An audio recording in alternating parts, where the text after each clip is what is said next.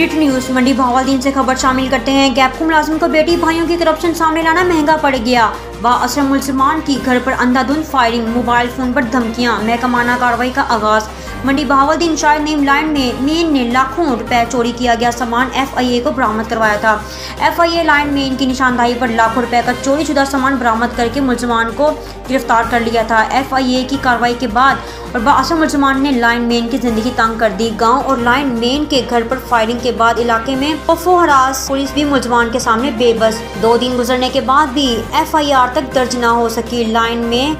Line main और अहले इलाका की वज़ीर आला पंजाब IG पंजाब से नोटिस लेने का मुतालबा। कैमरामैन नदीम इकबाल की रिपोर्ट के मुताबिक ना शायद नहीं मैं मुलाजम अवाबडा च मेरा जुर्म सिर्फ है कि मैं महकमा अवाबडा का लुट्टिया माल, गवर्नमेंट का लुट्टिया माल वो बरामद कराया चोरी शुदा। एक बहुत बड़ी गेम है जिदा सरगना अहमद खान मरड़ है, सारा ये हैंड ओवर होंदा पिया। मेरा कसूर है कि मैंने दी करप्शन हाईलाइट की है, पकड़वाई है।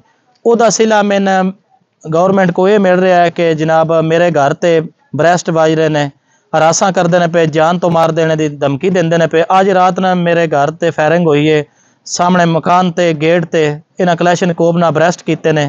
मैं 15 ते कॉल की है, मौके तो पुलिस आ गई है, राउंड वगैरह उठा के लै गई है, लेकिन हुण दी घड़ी तक मेरी कोई सुनवाई नहीं हो रही, मेरी कोई FIR तक नहीं हुई। ये स्पैशल DPO साहब अगे खसूसी रिक्वेस्ट है कि ये मेरे गरीब दी है जी FIR दर्ज की जाए ताकि मैं इन्हां ज़ालमां तो बच सकां।